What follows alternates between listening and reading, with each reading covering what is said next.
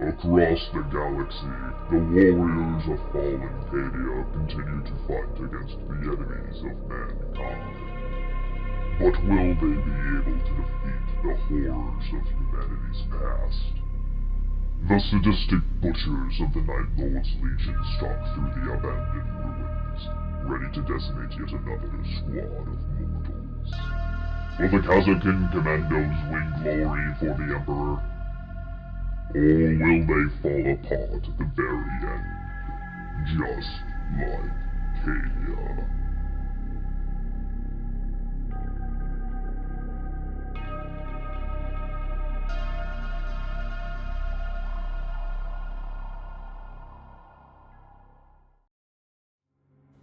Hi there everybody, Nate here, and today I'm going to be bringing my Nightlord Legionaries into today's battle.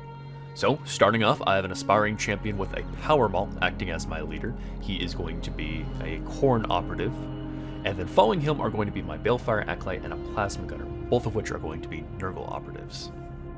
Along with them, I'll be bringing in a Icon Bearer, also blessed with the powers of Nurgle, as well as a Shrivetalon and Anointed, who have been given the Mark of Khorne. When it comes to my team and their equipment, I started by giving my leader a Grizzly Trophy, just to give him some extra power when it came to melee combat. I gave Tainted Rounds to my Icon Bearer, a Malefic Blade to my Plasma Gunner, and then lastly I gave my Shrivetalon a Frag Grenade. Hey everybody, Brett here. I'm going to be playing Kasrkin against these traitorous Astartes that Nate is wielding. Today I'm going to be bringing a pretty standard Kasrkin loadout. I'm going to be bringing every specialist that I can, one regular trooper, and then I'm going to have the Hotshot Volley Gunner, the Melta Gunner, Plasma Gunner, and the Sharpshooter. As far as equipment goes, I'm going to be taking two long-range scopes, one on my Sharpshooter, another on my Recon Trooper, a Crack Grenade on my regular Trooper, a Frag Grenade on my Demo Trooper, and an Adrenaline Shot on my Medic. Today's mission will be capture the battleground. At the end of each turning point, each objective marker controlled by a team is considered captured by that team. Once an objective has been captured by a team, it remains under that team's control until the enemy team takes control of it themselves. And at the end of every turning point, each objective marker scores 1 VP for the team that owns it. Moving into the setup barricades portion of the game, I'm going to use my first barricade in order to provide a little bit more cover on one of these points, as well as block any potential charges from Nate in the early game.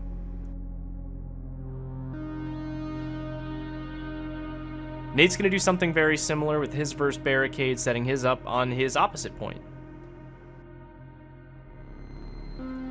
Next, I'm just going to use my last barricade to set up a little bit more cover. That way I could potentially move through the door of the Orc stronghold and get closer towards the center of the board. Nate will also do something similar, keeping his a little bit closer to his side.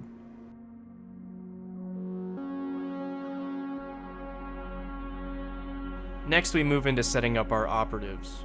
As I'm the defender, I will be setting up my first group first, going with my group of 3 with the Demo Trooper with the Frag Grenade, the regular Trooper with the Crack Grenade, and the Recon Trooper with the Long Range Scope.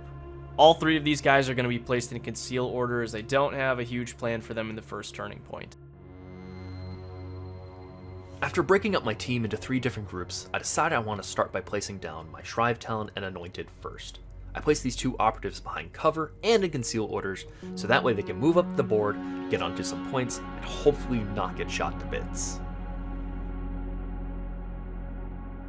My second group is going to consist of my Vox Trooper, my Medic, who's going to be within range of the Trooper to give support, but out of range of any blast opportunities, and my Sergeant.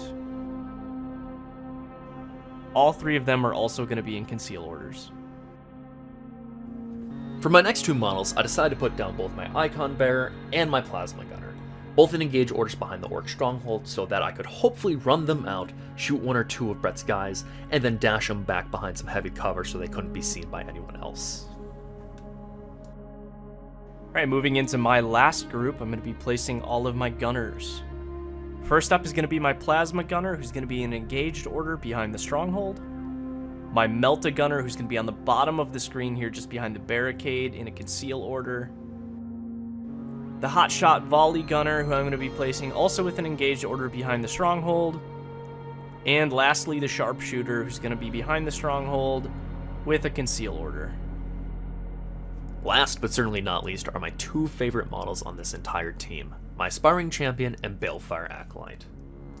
I put both of them behind the large orc stronghold in conceal order so that way they can move up the board so they can use their crazy powers during Turning Point 2.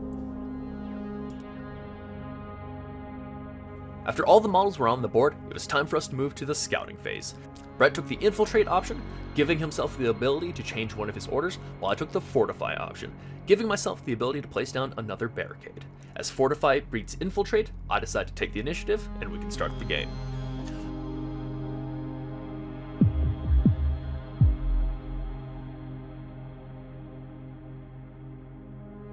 Hi everyone, my name is Nate, and we're going through kind of my thoughts for the first Turning Point. I'm pretty excited. I think this is going to be a fun matchup. I've played Brett a few times with his Kasrkin, and it's always been really back and forth. So I'm excited to see how it goes. I really feel Turning Point 1, if I can play cagey, I feel like I have the advantage. Brett has some scary shooting, and he took a lot of his guys in conceal. He can change one of them, which I'm not surprised he took that, but again, I want to play cagey and not give him a whole lot of shots. Turning Point 2 is where I really think things are going to kick off. When it comes to my tac ups, I primarily took Eliminate Guards and Rob and Ransack are my big ones, and I really think I'm going to be able to do some damage with those because he has to stay on Turning Point, so I'll pop Eliminate Guards at the beginning of Turning Point 2, and then Rob and Ransack will hopefully kind of connect there. It's always one of those where you kind of see where you get it. You'll always get at least one, but you never know when.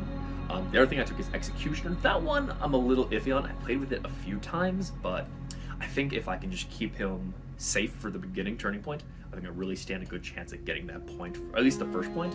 Second point, I think it's going to be pretty easy as well. Corn Operatives, like auto getting a crit, and then the Kasrkin are really, really squishy. I really think it's going to go super well there. Again, I just got to stay out the range of some of his big hitters. His Demolition one is going to be really scary because he's going to rush up, pop that on a point, and I'm just going to not be able to touch that for the rest of the game. His Melta can get some sneaky shots. His Sniper, maybe. We'll see. There are a few others here and there. But overall, as long as I can play cagey this first Turning Point, I really think I'm going to do well. But yeah, so we'll see how it goes.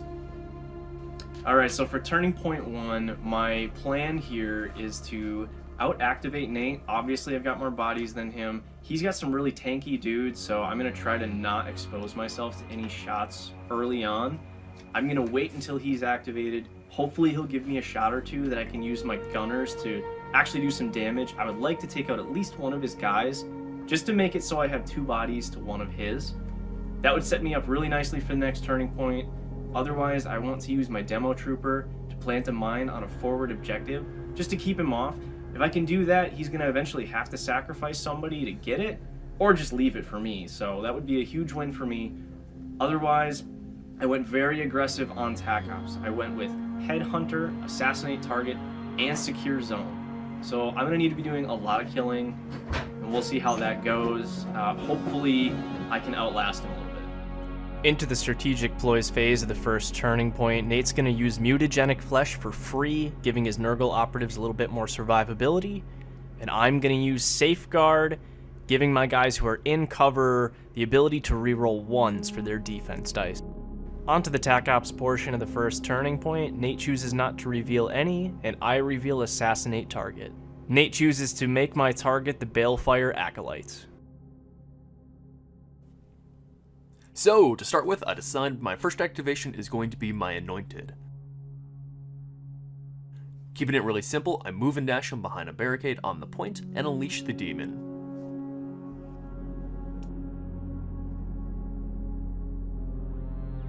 My first activation of the game is going to be to use the Melta Gunner to move and dash over the barricade onto this first point. The idea here was to get him into a spot where it would be obscuring if he were to be shot at from the left, and then potentially from the right side as well. So he should be in a pretty safe spot for now. For my next activation, I decide to move and dash my Shrive Talon up and onto the point behind some cover so he can't get shot. In an attempt to stall and get Nate's activations out of the way, I'm then going to use my regular trooper just to move him up the board to a safe spot and position him for the next Turning Point to try to use that crack grenade. Choosing my Balefire Acolyte to go next, I decide to cast Malign Influence on the Icon Bear to give him a huge boost to his shooting. Then I move my Balefire Acolyte up and on top of the Orc Stronghold behind a barricade. Now I'm just going to move and dash my medic over the barricade onto this other point.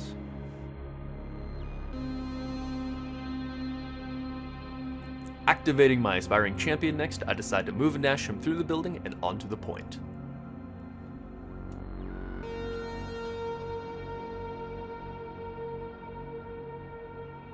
Now that Nate only has a couple options left, I'm going to move my Recon Trooper up and use his ability to give his Plasma Gunner no cover for the rest of the turning point. This is hopefully going to keep him from moving into a defensive position and make him rethink what he wants to do. Up next is my Plasma Gunner, who I decide to move right beside my Aspiring Champion. And after taking a moment to try and space him out a little bit, I find I can actually get a shot off on Brett's Melt-A-Gunner.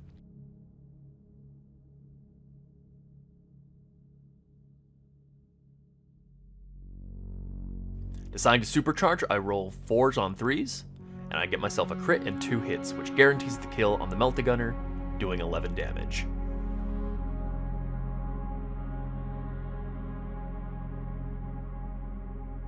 Well, with the unforeseen death of my Melt-A-Gunner, I'm just going to stall for one more turn since he only has one operative left and just hand out APL with the Vox Trooper. I'm going to give one to the Plasma Gunner and one to the Demo Trooper. Alrighty, so for my last activation of the turning point, I decide to move and dash my Icon Bear behind some cover, line up a perfect shot on one of Brett's troopers, and take the shot.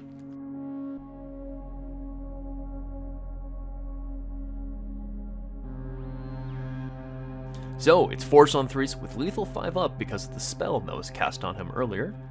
I roll 2 hits and a crit. Brett's unable to save anything, so his trooper dies right away. That's 2 activations in a row where I thought I was safe, but I ended up losing a model each time. So now it's going to be time to try to be a little bit more aggressive and actually start working my way up the board, trying to get some damage in. I'm going to activate my Demo Trooper with this extra APL to dash around the corner and move up onto this point and plant his Melt-A-Mine. Unfortunately, I wasn't really thinking about this enough, and I just gave Nate an opportunity to Overwatch with his Plasma Gunner. Now on Overwatch, Nate's Plasma Gunner is hitting on 4s here, so I needed the luck in my favor. He actually does only roll 1 hit. Unfortunately, he does use the CP to re-roll the 1, and of course he gets a 6. Now I would only need to save my 1 defense die in order to survive here, but it just doesn't happen. And even with the CP re-roll, I still can't make the save, so the Demo Trooper dies. Alright, now we're looking for revenge for the Demo Trooper. So I'm going to dash my Sharpshooter out and take a shot into the Plasma Gunner. The Sharpshooter's silent profile is 4s on 2s, 3/3 damage, with Mortal Wounds 3 and Heavy. I get a really good roll here, and I get 2 crits and 2 hits, and decide to spend 2 elite points to make it 3 crits. That puts 9 Mortal Wounds through right away, and Nate cannot retain a die for cover as the Recon Trooper took it away for the rest of the turning points. Nate does roll 3 regular saves, but it's not enough to save this as it's going to put through more than 12 damage.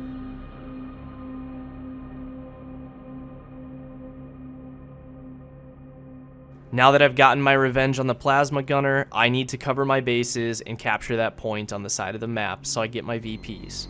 I'm going to dash and move my Hotshot Volley Gunner around the corner just onto the point. There's still no Overwatch available for Nate, so now I'm going to try to get revenge for the regular trooper.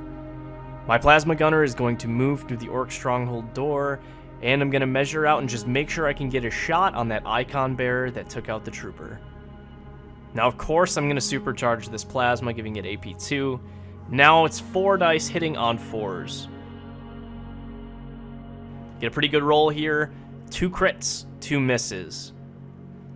I do spend a CP on a tactical ploy called Neutralize Target, which allows me to re-roll all of my dice if I would like, as long as the target has an engaged order and has already activated. With my re-rolls, I secure another hit and roll a 1, which I choose to spend some elite points to bump up to another hit.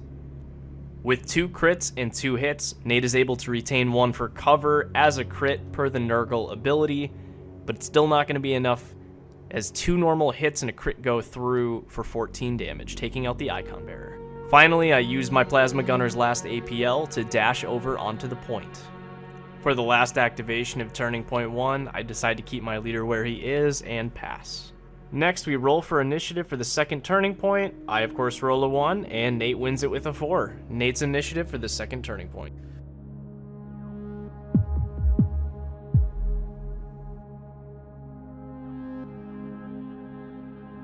So, coming into Turning Point 2, I'm pretty excited. While I lost a few more models than I was really hoping for, Brett got a really good plasma shut-off. I'm pretty excited with what I have right now. It's really going to come down to, I think, my Khorne operatives. So my leader, my Shrive Talon, and my Anointed. I think they're going to put in a lot of work right now. Kind of comes down to my strategic ploys. I'm going to play Perpetual Aggression, which is going to allow me every time I eliminate a target in melee combat, they get to make basically a free 3-inch move into another target. And then I'll do Hateful Assault as well, so I get the opportunity to fight twice. I think that's going to work out really well. Brett's got his models spaced nice and close to one another. And while he has a strategic ploy that can allow him to reposition, that can kind of screw with my plans a little bit. I still think it's going to work out really well. I think it's going to come down to dice. I do have initiative, so that's pretty nice. My goal is if I can take out the Plasma, and if I can take out just like a few more of his troopers, I'm feeling really good. So, we'll see how it goes. Alright, after the first turning point, I feel okay. I took out 2 of his guys, which is 1 more than I wanted, but I also lost more bodies than I want. So now we've got my 7 to his 4.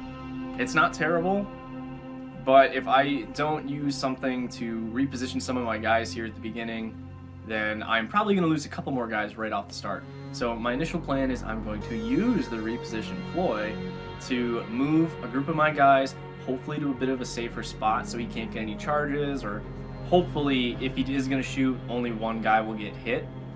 Other than that, I think I'm in a decent spot. He's going to have to make a play, and then I'm just going to try to counter it with another strong weapon, another plasma of some sort. So I've got plenty of elite points to go around, a little bit low on CP, but I'm hoping that this turning point will be a good change for me. Hopefully I can take out just at least another guy and start moving up the board a little bit, get on his side, maybe capture the one on his forward objective. That's going to be the main goal.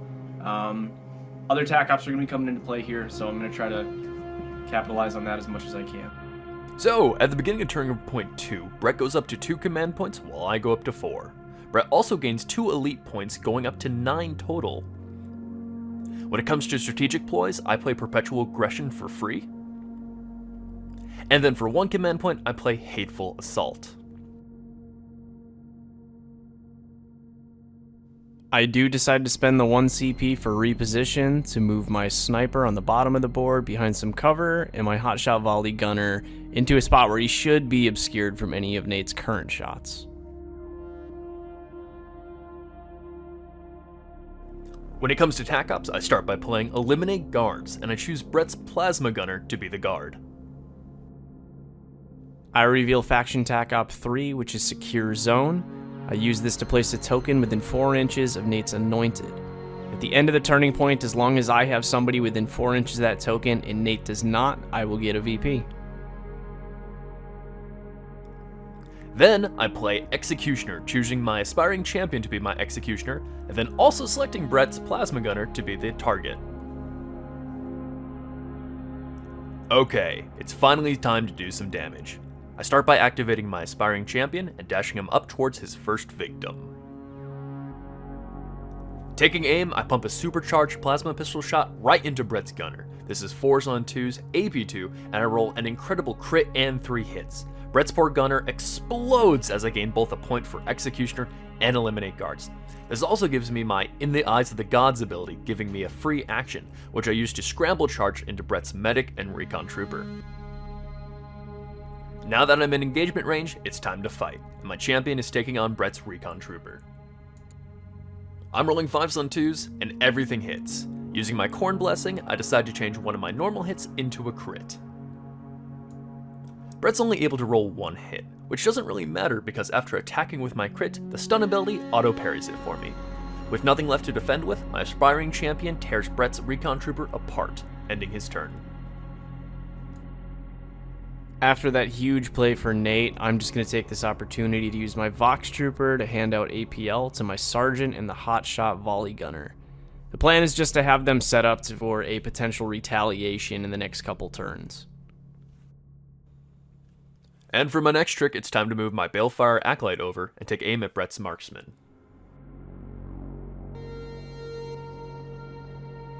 Using the Fire Blast Psychic power, I'm rolling 4s on 3s with Splash 1 and no cover.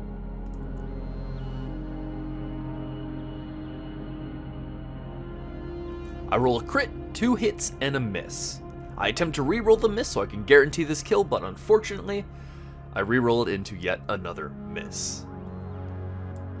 Brett rolls 2 normal saves, so only my crit goes through, dealing a total of 5 damage. After the Fire Blast, I move my Balefire Acolyte off the Orc Stronghold and behind the back wall.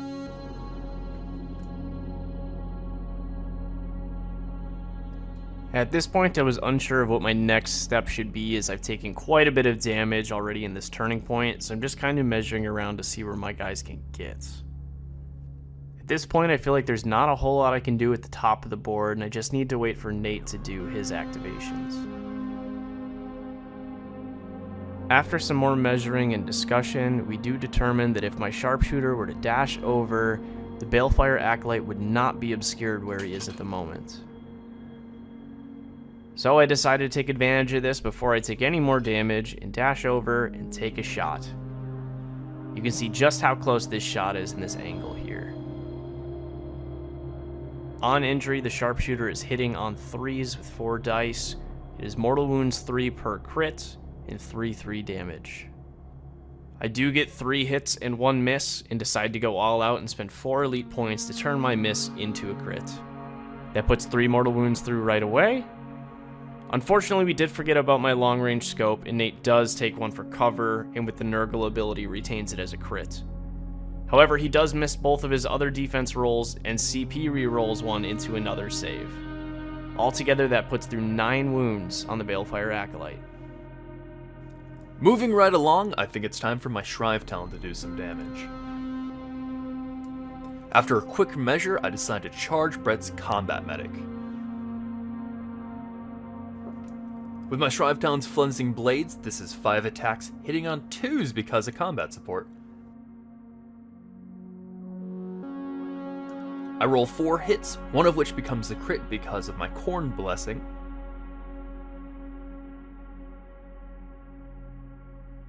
And Brett rolls nothing. After dealing a whopping 13 damage, my Shrive Talon not only kills Brett's medic, but reveals my last attack op, Robin Ransack. Because my Shrive Talon killed someone in melee combat, he gets to perform a free 3-inch move, so I move him right behind some cover and end his activation.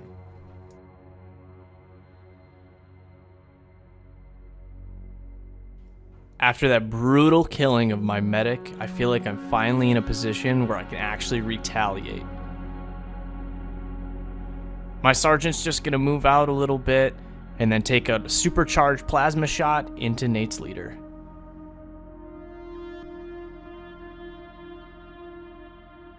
I got 4 dice here looking for 3s. Get a very good roll here. 1 crit, 2 hits, and a miss. And I just decided to spend 2 elite points to make that miss into a hit.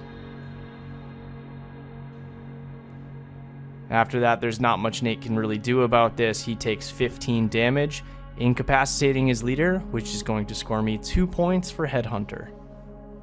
At this point, I realized that with Nate's leader out of the way, he actually dashed his Shrive Talon just outside of control of that point, so I don't actually need to contest him over there.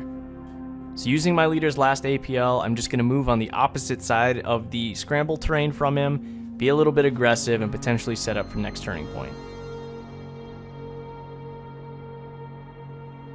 And for my last activation at the turning point, it's time to use my Anointed. Unfortunately, he's just out of range to make it to Brett's volley gunner, so instead I just move him up to the corner of the stronghold outside of range of the Meltamine.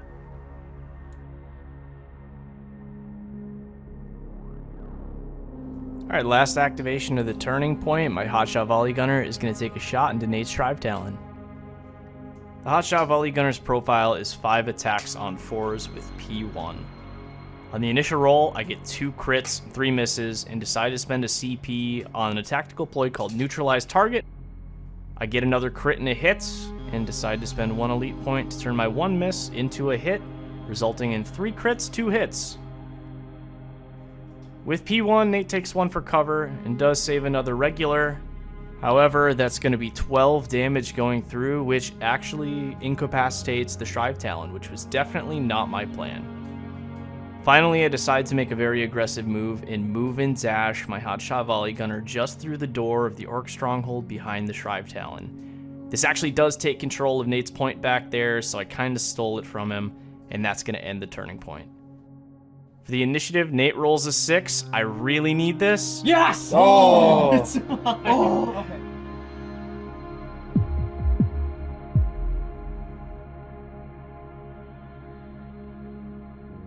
Alright, so that turning point went better than I could have ever hoped.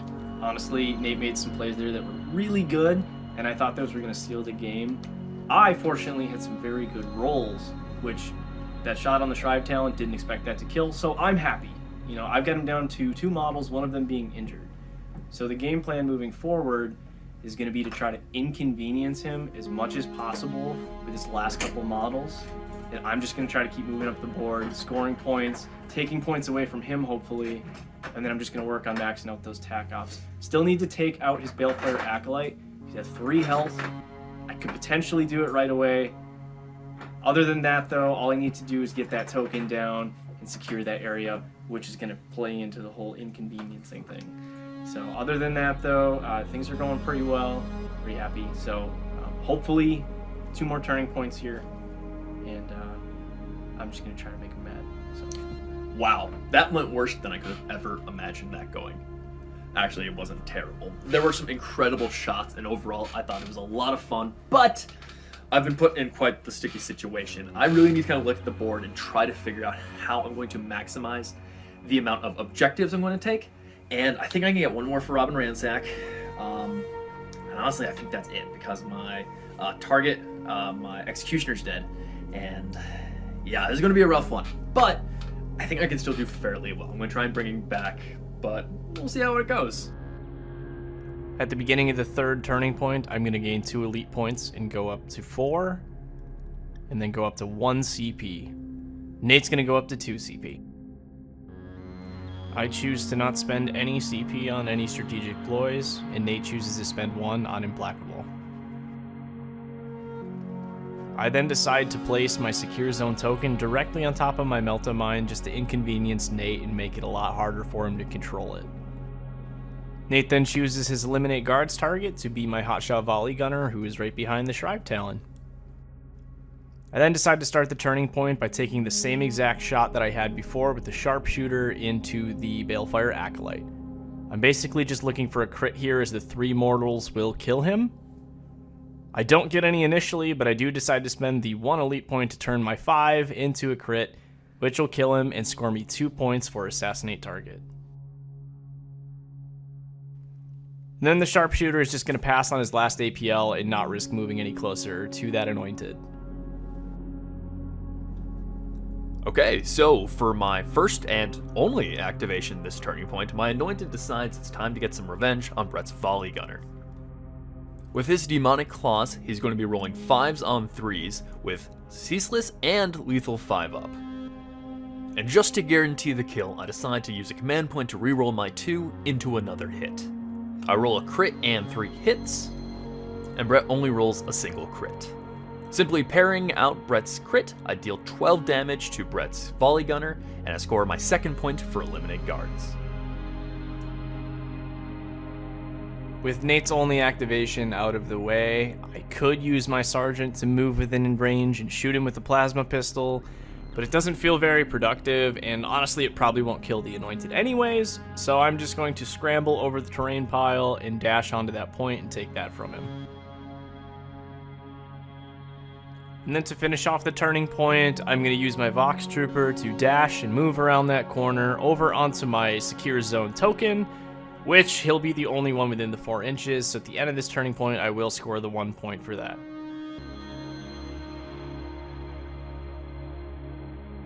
Into rolling for the initiative for the final turning point. Nate rolls a 4, I roll a 2. It's going to be Nate's for the final turning point.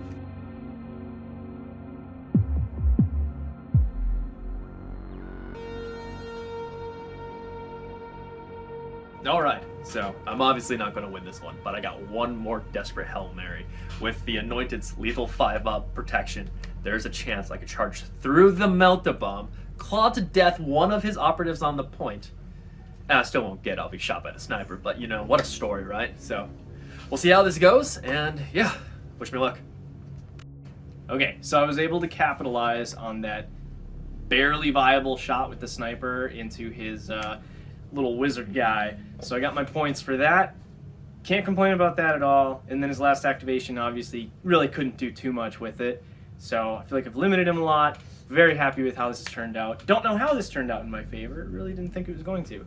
So last turning point, I'm basically just gonna, I don't know, maybe try to kill his last guy if I can. Otherwise, we'll just move up the board and control everything. Okay, so, going into turning point 4, each of us gains a command point, bringing us both up to 2. Brett gains 2 elite points, bringing him up to 5.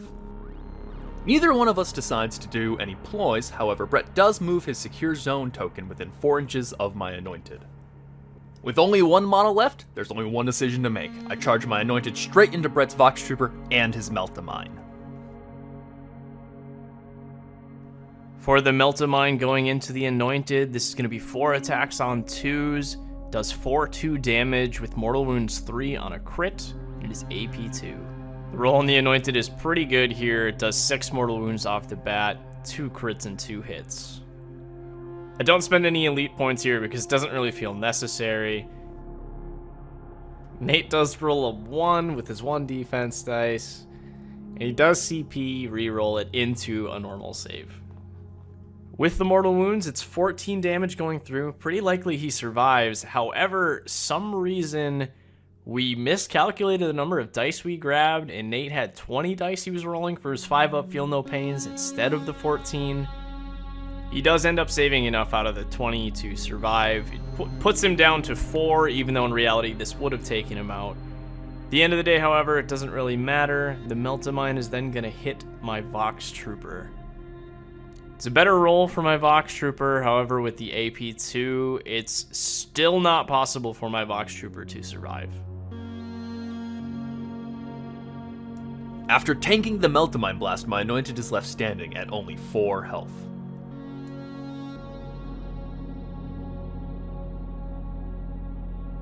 Alright, next up, my Sharpshooter is going to try to confirm the kill on the Anointed. On injury, we're looking for 3s, and I managed to roll a crit and 2 hits. I do decide to spend the 1 elite points, because I might as well at this point in the game, just to bump my miss into a hit. Nate gets a pretty solid defense roll here, saving 2 crits. And then he does decide to spend a CP to re-roll his last die into another miss. After saving the 2, Nate gets a total of 9 damage. He is able to save 4, but it's not going to be enough, and that's going to take out the Anointed. Sharpshooter's just going to stay there for the rest of the game, and then my Sergeant is just going to move and dash over within range of that Secure Zone token to finish up the game. With this battle coming to a close, the battle-hardened Kasrkin were able to defeat the demonic Legionaries. By constantly adapting to their situation, Kasrkin scored 12 primary VPs to Legionaries 7, 5 VPs to Legionaries 4, and was the only team with models remaining, with 3 out of 10, making the grand total 17-11. Hi everybody, welcome to the end of the game discussion. We wanted to run through real quick our thoughts on the game and how we did. Overall, great game. Really Very fun, good game. It was brutal, Yep. It was back and forth the whole time. There was, up until the third turning point, I really thought it could go any way. And then my my Balefire Acolyte died immediately to the sniper, and I'm like, oh, well, can't really do much there. So overall, a lot of fun. Your thoughts, Brett? I think it was a really interesting game. Like you said, I really didn't know which way it was going to go until, well, see, even in the third turning point, I didn't know if it was going to go your way or my way. Me getting the initiative was huge. The fact that we both rolled sixes right there, it was like, I rolled 6, I'm like, oh, it was yeah. huge, yeah. And then Brett rolled I one, needed that for the tiebreaker, which was pretty big. Not to mention, right before that was when my hotshot volley gunner had that incredible shot in the Shrive Talon. The first time he rolled, I was really thinking, like, honestly, like, you know what, I can survive that. It's really good that Brett re-rolled his dice because of Ceaseless. It's neutralized target. Neutralized target. Yeah, so it gives me Relentless. Relentless, As long as you're already activated and stuff, like in an engaged order, and then if you're concealed, not ready, and you're in no cover. Exactly. But it was huge. I scored the 3 crits in 2 hits. It was completely unexpected. I was really hoping right there because if things had gone a little bit differently, I really could have saw my Shrive Talon going into his leader and then from there kind of comboing up. But the moment the Shrive Talon died, I'm like, ooh, it's going to be a brutal one. But the Shrive Talon and my leader put in a lot of work earlier. I was so beginning of Turning Point 2. Had I positioned my Anointed a little bit better, I really think that could have been a super brutal run right there. It's my favorite thing to do, which is Perpetual Aggression and Hateful Assault on the Corn Operatives. It works so well, especially when it's against squishy guys, kind of like Kasrkin and Vecgard and all that. You can just rip through them so quick. And I got, 3, 4 guys on my leader, with my leader? I think 3, maybe? No, it was... Before his plasma down? Maybe? Yeah, I think that was it. It was something like that. Either way. You shot the plasma, traversed over, killed a dude. Oh, and then it was my Shrive Talon that went into and then the Shrive Talon killed the medic, yeah. So either way, when you were over here, this whole thing over here, that had me feeling like, well, there goes the game. But luckily, the only good thing about that for me was that you put your leader in a vulnerable spot, and I had a good plasma roll. Wasn't really thinking about that. That's one thing I typically need to work on, is just kind of positioning and thinking ahead a little bit, but... traditionally, I think that against any other team, I think that would have been a great move. The only thing is you were dealing with Kasrkin and elite points. And elite points, so that's where Kasrkin become really tricky. Because now I always have at least 1 crit or something like that. Right, because it was like, I think I rolled 3 hits and then I just turned 1 in, and then that was a guaranteed 15 damage. Exactly, and there's nothing you can do. Had I made everybody Nurgle, maybe a little bit more survivable, but then you can't get the Perpetual Aggression and all that. So it's... The thing is, Legionnaires have so much you can really do with them. Right. It's really kind of comes down to how you want to play them, and I like a very melee focused, and I like to get in there. And when they were in there, it worked really, really well. The problem is, again, especially on the front half of the board, or on either way, the side the Anointed was on, he didn't really have any victims per se to get into right away. It kind of came down to the hotshot volley gunner, and was he the one?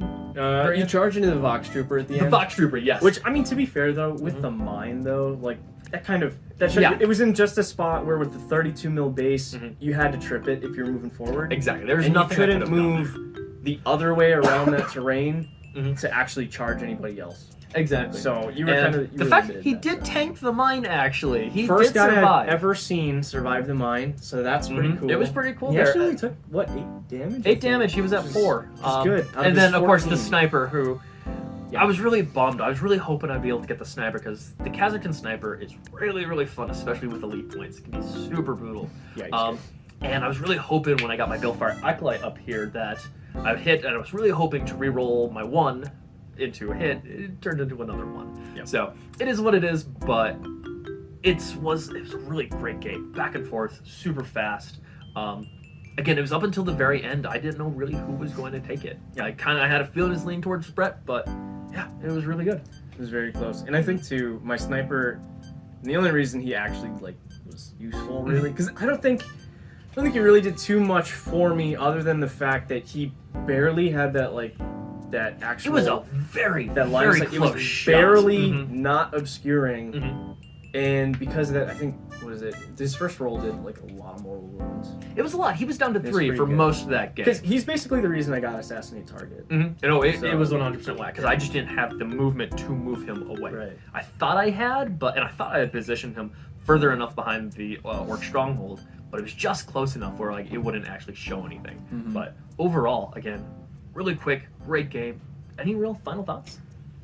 I guess I just I think for me, I played, playing into elite teams, Kaz can do well with that. Oh, for sure. I think they do really well with them. Yeah, and I decided to go pretty aggressive with attack ops. I mean, it's a headhunter, assassinate target, and the secure zone. You have to play pretty aggressive. I think I was very lucky that I actually maxed those out because I didn't expect to, especially with the way the second turning point was going.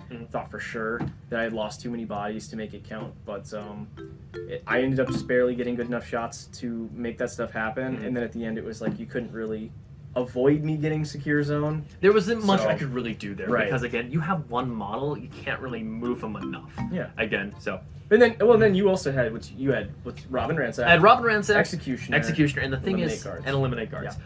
So I really kind of focused everything on my leader, which probably could have been. I probably could have played it a little differently, but the fact that again everything is on that one model, I probably could have spaced it out just a little bit more. Because I kind of denied myself out of those tie ops at the very end. I couldn't do anything with you got what, 4 out of 6 points in the end Exactly. now? So I mean, like, I did decent on him. it was pretty good. It was just the fact that once the leader went down, that kind of blocked you with some stuff. And not only that, once the leader and the icon bearer too, I kind of lose my you're free. my favor of free the dark gods. exactly. Yeah, I lost that right That's away, true. which Yeah. that hurts really well. The one thing Legionaries I think do great is command points. You can always have just a little pool set aside to do things. That is if you have your leader and your icon bearer. Fortunately, they both died very, very quickly. So things to look forward to, but yeah, overall, a great game. I'm excited at how it went. Yeah, it was a good game. I think in the future, it'll be interesting to see how you maybe take Legionaries into other teams and how you switch it up because, this is a very weird scenario. I think for sure. against Kasrkin, it's kind of hard to predict like how you're gonna. Kasrkin are just kind of hard to predict all over. Like they're pretty crazy. Yeah, but it was a great game though, like you said. It was super fun. I really had no idea which way No, it it was gonna go. was a so close that's how one. you love them. You like Kinda- a good close game. So Exactly. It was really down to the wire there. Well, I think unless there's anything else that you want to bring up or no, anything, I don't think so. Covered it pretty well. This is a pretty good game. So if you guys like what you saw here, hopefully you did. Make sure leave a like, comment, all that good stuff. Subscribe if you haven't. Hopefully we're gonna get a lot more stuff out soon. New battle reports. If there's something specific you would like to see, just let us know. Yeah, put it in the comments. Yeah. Otherwise, we should have some other tournament talk stuff out as well. So yeah, hope you enjoy all that stuff. So thanks for watching. Have a good one.